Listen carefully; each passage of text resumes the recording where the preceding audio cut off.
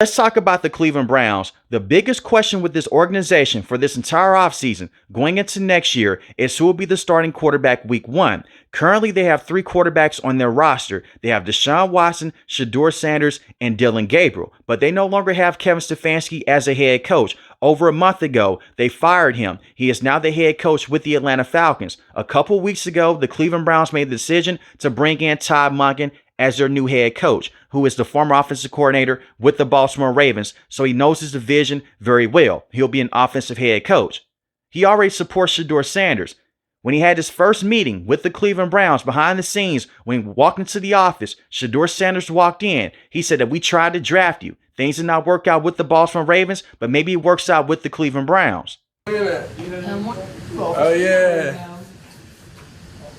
Hello, young man. How you doing? Welcome back to the States. How we doing, man? Good. They were trying to draft your ass last year. For God's sake.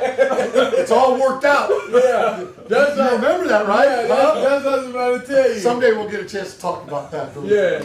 Yeah. Awesome. Well, sit down. Let's take a break from today's action and let's talk about today's sponsor, Underdog. With the big game right around the corner, we have Drake May and the New England Patriots taking on Sam Darnold and the Seattle Seahawks. And this is your last chance to win big during the NFL season before next year. And your best chance to win big this weekend is by using Underdog Fantasy. And it's more than just the NFL. Whatever you're into, NBA, MLB, you name it, Underdog has it all. No drafts, no managing a team all season. You just pick the higher allure on a player's stats for the day, and that's it. For new customers, for your first entry, you place in $5, you'll get $75 back and bonus entries by using code ALLPRO. That's ALLPRO. And once again, for new customers, you place $5 and your first entry, you'll get $75 back and bonus entries. And when it comes down to my projections this weekend for the big game, I have Jackson Smith-Njigba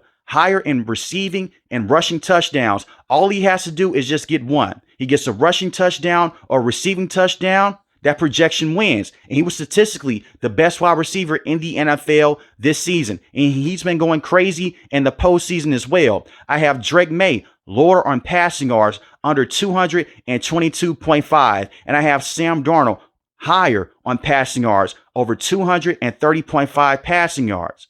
So what are you waiting for? Get in on the fun and download the Underdog Fantasy app. Use code ALLPRO. When you place your first $5 in entry, you'll get $75 back and bonus entries. And once again, I want to thank Underdog for sponsoring this video. Let's get back to the action. Now, following that clip, it doesn't mean that Shedeur Sanders is going to be the starting quarterback with this team next year, but at least he has the support of the head coach. And coming off of this season, a lot of Browns fans felt like Kevin Stefanski never supported Shedeur Sanders as soon as they drafted him. In many press conferences this year, Kevin Stefanski, he wouldn't even mention Shedeur Sanders' name. He'll just say the backup quarterback or he'll mention his jersey number. He had a different energy when it came to Dillon Gabriel and the same with Joe Flacco. But regardless, out of Shedeur Sanders, Dillon Gabriel, and Deshaun Watson, one of these quarterbacks, they have to be your starter next year. And the reason why I say that, it's not me saying that you have a franchise quarterback option in any of those players. The QB options this year, they're just not the best. The free agency class. Let's look at the names here. Daniel Jones, he may be the best available free agent at the quarterback position, but he's come off a torn Achilles injury with the Indianapolis Colts. Reportedly, he's set to sign a 2-year contract extension with that organization. You have Russell Wilson. Do you want to bring in Russell Wilson at this stage of his career? He's definitely on his last leg. He hasn't been the same player since Seattle Seahawks traded him to the Denver Broncos. That wouldn't be a good option. You could bring back Joe Flacco, but we just saw that at the beginning of this season. You traded him to the Cincinnati Bengals. Trey Lance, he's a bust.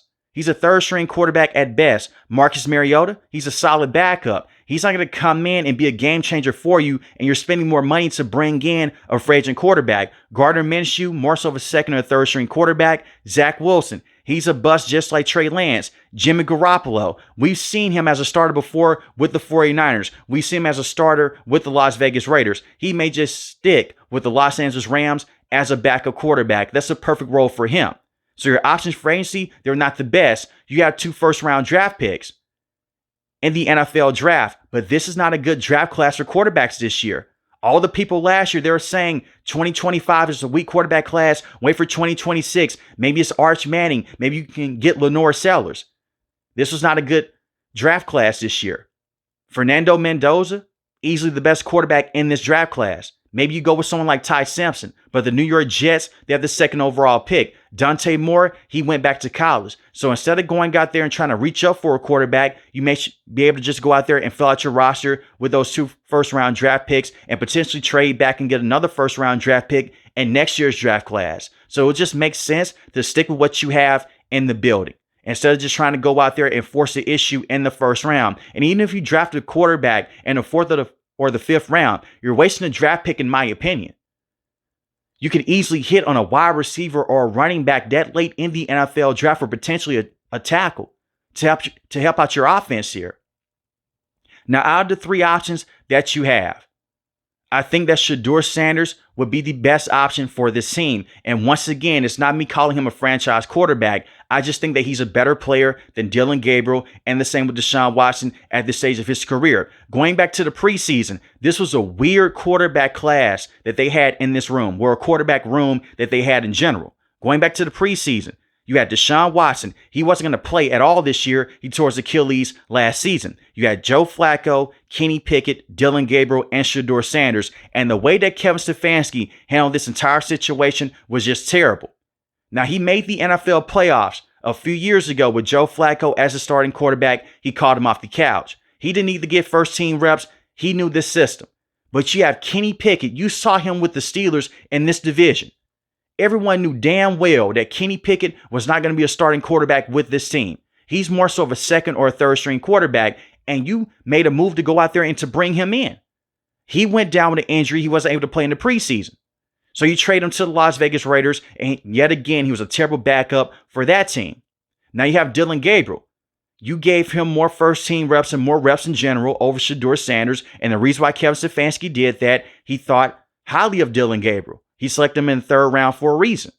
So he gave him more opportunities than Shedeur Sanders for the entire preseason, and the same in training camp and rookie mini camp as well. But Dillon Gabriel, he goes out with a hamstring injury. Now you go with Shedeur Sanders. He plays against the Carolina Panthers, looks solid in the preseason. They bring in Tyler Huntley. Dillon Gabriel, he's fully healthy. It's back to the 3rd string here with Shedeur Sanders. Now you have a QB room. We're not going to count Deshaun Watson because he wasn't able to play in the preseason. But you have a QB room with Joe Flacco, Kenny Pickett, Dillon Gabriel, Shedeur Sanders, and Tyler Huntley. In that game against the Rams, he pulled Shedeur Sanders out, and Shedeur Sanders did not play well, and he let Tyler Huntley finish out the game. What did he do a couple of days later? They cut Tyler Huntley from this roster. It made 0 sense to let Tyler Huntley go out there and finish out that preseason game. The reason why I say that, Tyler Huntley has been around the NFL for many years now with the Baltimore Ravens as a backup quarterback.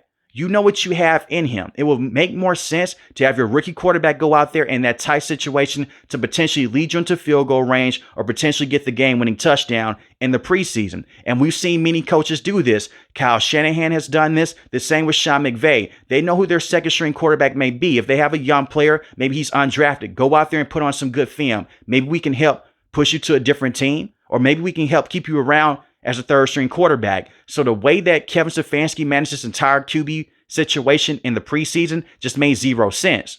And another reason I'm saying don't go out there and draft a quarterback this year or just spend unnecessary money on a quarterback, and we'll get into the Deshaun Watson conversation later on in this video. Look at Joe Flacco with the Cleveland Browns to begin the year. He was a dead man walking. He was not a good starting quarterback. Now, he did have a solid game against the Green Bay Packers. That was it. He was late on reads. Wide receivers could not get open. It was just a mess. And that was Kevin Stefanski's offense. He was still calling offensive plays. Then they traded Joe Flacco to the Cincinnati Bengals, and immediately he looked better. He didn't look like a top 10 quarterback in the National Football League, but he was able to get the football out quicker because the Cincinnati Bengals have better structure. They have better talent. The offensive line is better. They have 2 number 1 wide receivers and Jamar Chase, and the same with T. Higgins. And the run game was more consistent with Joe Flacco compared to what they had with Jake Browning because Joe Flacco could open up the offense. He had better games with the Bengals, not because Joe Flacco all of a sudden became a better player. He just had better talent around him. He is still a quarterback that lacks mobility, still has a very good arm in this league. He still was late on certain reads with the Cincinnati Bengals, but they had the talent on the outside to make up for it. It is hard to go out there and execute plays and to put up points when the talent outside the quarterback isn't the best. You look at this Cleveland Browns roster from the wide receiving standpoint. Jerry Jeudy is your number 1 wide receiver. Jerry Jeudy is more so of a number 2, number 3 wide receiver. I know that he had a breakout season with Jameis Winston. Jameis Winston is a gunslinger. We saw that this year with the New York Giants when he came in for a couple of games. Let's not forget what he did with the Tampa Bay Buccaneers. He had 30 passing touchdowns in the season. He also had 30 interceptions. You're going to get your numbers with Jameis Winston. You may not win, but at least you're going to get your numbers. So he force-fed Jerry Jeudy. And Jerry Jeudy still has some major drops with Jameis Winston. That's your best wide receiver statistically.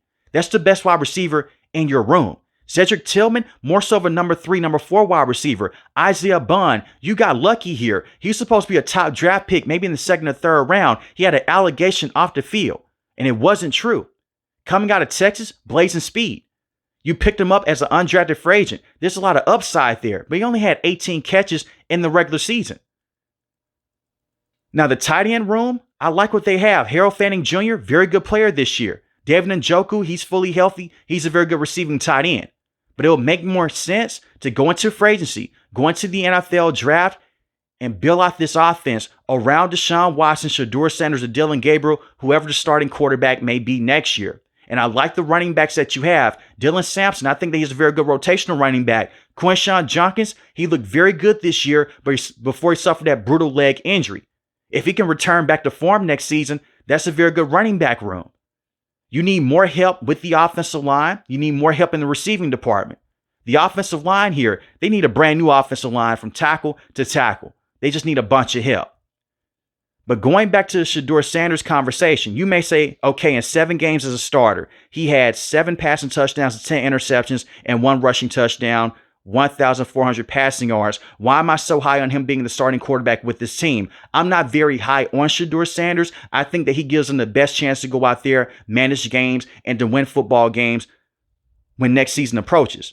Not every interception was on Shedeur Sanders this year, and this is why context matters. Numbers, they tell some of the story, but not the entire story here. Let's look at the interceptions here with Shedeur Sanders. The first interception against the Chicago Bears. This is a very good pass to Jerry Jeudy, the same wide receiver that was calling out Shedeur Sanders early on in the year for saying, you can't miss me on the pass, I'm wide open. And that was a bad pass by Shedeur Sanders. But this interception is not on Shedeur. This is a beautiful ball from Shedeur Sanders to Jerry Jeudy. Just a great play by the cornerback. Now you can say that Jerry Jeudy has to catch that. That is true. But sometimes defensive players, they make great plays. And this was a great play right here by Jalen Johnson. Now, this interception against the Tennessee Titans, this is all on Shedeur Sanders. You got to throw the football out of bounds. It's 2nd and 20. You live to see the next play. And this is something that Shedeur Sanders did a very good job of at the college level with Colorado. Get the football out. Throw it out of bounds and throw an interception. But he's forcing the issue up the middle of the field. He overthrows the wide receiver. It goes for an interception. That's a bad play on Shedeur. This is another play here against the Chicago Bears. It's a predetermined read.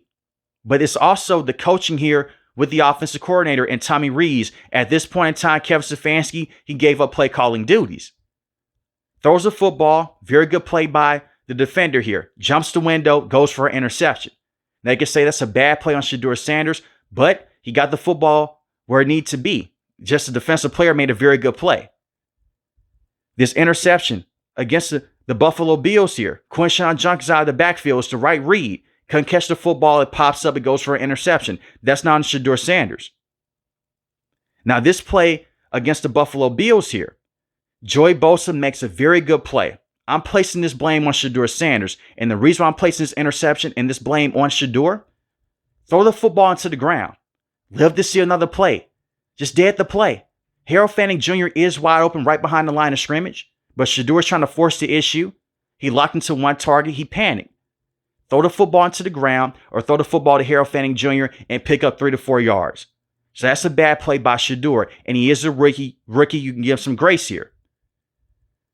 This interception against the Steelers, he gets completely blasted by Alex Highsmith. This is a great play by Alex Highsmith here. It's the right read for Shedeur Sanders. He gets hit, goes for an interception. Now, you could say the pocket awareness with Shedeur Sanders wasn't there. You can feel that pressure. Some quarterbacks like Patrick Mahomes and Lamar Jackson, they're great at feeling pressure. They'll just avoid the sack in one way. They'll go into the front of the defense if that gap is open, and they'll just throw the football across the middle of the field. Shedeur Sanders doesn't have that athleticism. And once again, he's a rookie. Now, this second interception against the Steelers, this is a bad play on Shedeur Sanders. It's just a bad interception. And the reason I'm going through these plays here, you look at that stat line and you'll say 7 passing touchdowns, 10 interceptions. This kid is garbage. Why are you hyping him up? Sometimes plays need extra context here. It's more than just box score watching. The game they had against the Las Vegas Raiders was a very good game on paper. He didn't do anything special in that matchup. He got the football out quick. He had a very good pass that went for a long game. But it was a screen pass to the running back. That was more so on Dylan Sampson. He did make some big time plays against the Tennessee Titans, and Kevin Stefanski took him out to run the stupid Wildcat formation. So with Shedeur Sanders, we've seen glimpses of him opening up this offense here with Dylan Gabriel. And just in case people are saying, what about Dylan Gabriel? He was selected in the 3rd round. He was a better prospect. I never thought that Dylan Gabriel was a better prospect than Shedeur Sanders. I'm not the biggest Dylan Gabriel supporter. He's a small quarterback, very undersized, doesn't have athletic traits, doesn't have the biggest arm. He was late on many reads. His numbers are better than Shedeur Sanders, 7 passing touchdowns, 2 interceptions. But with the Cleveland Browns here, the offensive net rating was the 3rd worst in the NFL when he was a starting quarterback. And the reason why, he took a lot of passes underneath. He was taking what the defense gives you, more so of a game manager. With Shedeur Sanders, if the shot is there, he's going to take it. He's going to take more risk. Therefore, comes with more turnovers, going to come with more interceptions. Dylan Gabriel can be a solid backup quarterback in this league in the right situation. Maybe for the 49ers or for the Los Angeles Rams. As a starter, I just don't see it. And the same with Shedeur Sanders. I don't think that he'll be a franchise quarterback in the same conversation of being a top 5 quarterback or a top 8 quarterback in this league. But I think that you can have very good games with Shedeur Sanders at the quarterback position. And we have seen this against the Las Vegas Raiders. We've seen this against the Tennessee Titans. Even in that win against the Steelers, he had some very good moments. But you fill out this offense here with Shedeur. And hopefully with better play calling with Todd Monken as your head coach. Maybe he calls offensive plays. We'll see. But the Cleveland Browns, they need to get a new voice in the locker room, and they need to move off of Kevin Stefanski. And part of the reason to why the Cleveland Browns are in this situation, let's go back many years ago. They made a blockbuster trade to bring in Deshaun Watson. Now, at this point in time, I'm not talking about right now. We're going back in time here.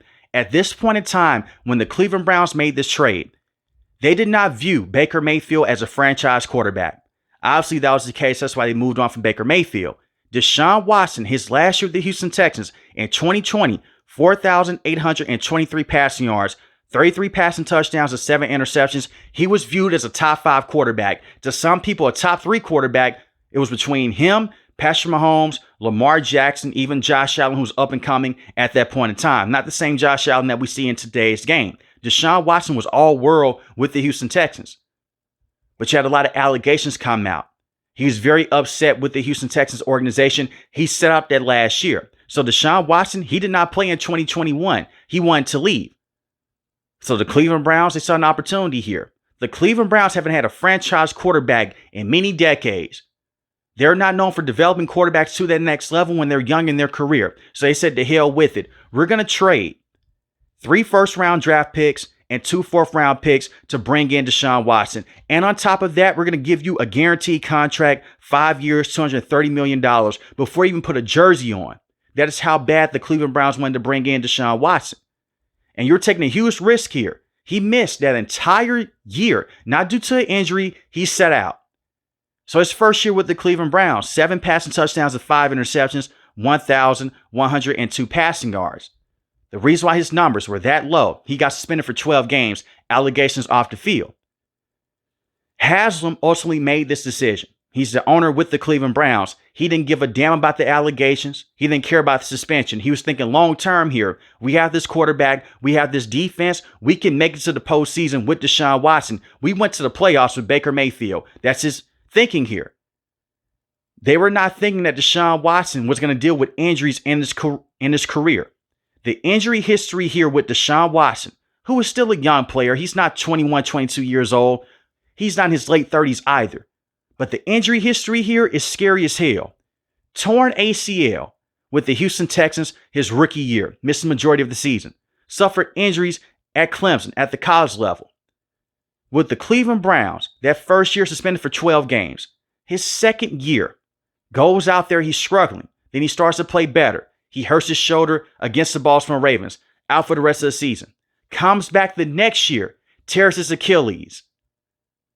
He's had 3 major injuries in his career. The ACL injury with the Houston Texans, the torn Achilles injury, and the shoulder injury. And we're talking about a quarterback here who was never viewed to have one of the strongest arms in the NFL. You don't get better by missing time in this league. Whether it's him sitting out that last year with the Houston Texans or dealing with injuries.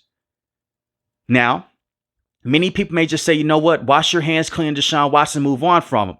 It's not that simple. They did restructure this contract. But at the same time, you move on from Deshaun Watson.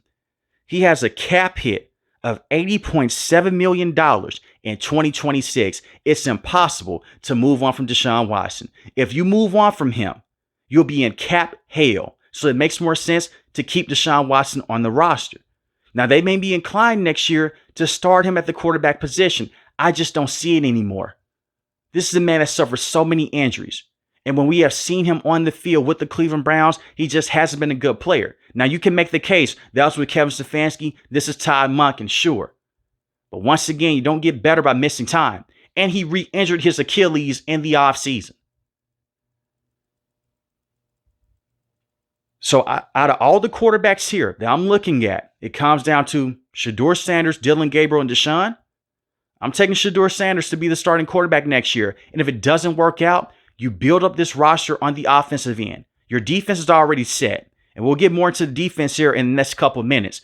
But if it doesn't work out with Shedeur Sanders, he was a 5th-round draft pick. He's not making that much money anyway. You can move on from him. Then you can slide in the quarterback of your liking, and the offense is already there. And we've seen a lot of teams do this before. They'll have a lot of bridge quarterbacks. We're going to add a wide receiver here. We're going to add a tight end here. Bring in a tackle. You're not going to be our guy. You're just going to go out there, be a bridge starter for us. Then when we have the opportunity to trade up for a quarterback or a quarterback becomes a free agent, we'll move on from you. We'll trade you to a different team and just cut you outright.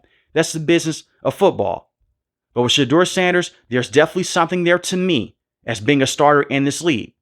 Maybe not being a top-end quarterback, but I think that you can build a roster around him. He can keep your head above water every now and then. Now, this defense, they have been excellent over the last 2 years. That is when Jim Schwartz was the defensive coordinator. Now, when they brought in Todd Monken as their head coach, it immediately pissed Jim Schwartz off. They interviewed him not once but twice for this job. He really wanted to be the head coach with this team. He helped turn this defense around. For the ones that remember, Joe Woods was a terrible defensive coordinator with this organization. Then you had Kevin Stefanski. He said that he was willing to do whatever it takes to bring in Jim Schwartz. He brought in Jim Schwartz. He resigned as the DC. How would this defense look without him calling defensive plays? I love the defensive players that they have. Myles Garrett, monster this year, 23 sacks, 3 forced fumbles. Led the league in sacks, broke the sack record in the season. Tremendous football player. Carson Schlesinger, won Defensive Rookie of the Year. Don't forget about Jeremiah Moore. He missed all of this season dealing with a neck injury they suffered last year against the Baltimore Ravens trying to tackle Derrick Henry. Maybe he comes back next season. We'll see. At this point in time with JOK, I just hope that he's just doing fine in life because that was a nasty neck injury that he did suffer. But he does plan on playing football once again in his career. We'll see. But having Jeremiah Moore with Carson Schlesinger and Myles Garrett, that's a very good front seven. Back in this defense, I like Denzel Ward, Grant Delpit, very good safety, Tyson Campbell, and you also have Martin Emerson Jr., who is going to be a free agent. He was a top cover corner a few years ago for the Cleveland Browns. The defensive players are there. We'll see if the brand new defensive coordinator that they bring in can bring the talent out of them the same way that Jim Schwartz was able to. And we know that Jim Schwartz, great defensive mind. As a head coach, it didn't work out with the Detroit Lions. And if you are a Browns fan, you're saying we should have just hired him as our head coach. It's one of those situations. Who are you more comfortable with, Jim Schwartz or Todd Monken? And Andrew Berry felt like he was more comfortable with Todd Monken being the head coach. And the same with Haslam because he approved of the move.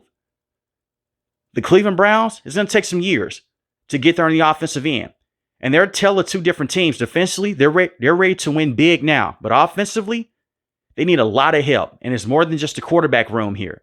But let me know in the comment section below who should be the starting quarterback next year with the Cleveland Browns. Shedeur Sanders, Dylan Gabriel, Deshaun Watson, or maybe someone else. And if they do select a quarterback in the later rounds, I can easily see the Cleveland Browns selecting someone like Drew Aller out of Penn State, just taking a 4th or 5th round pick on him. But once again, just use that pick on some more offensive help. You're new to the channel, hit the subscribe button, like the video, hit the like button. Most importantly, want each and every last one of you guys stay safe, stay positive. Thanks for the video, guys. God bless.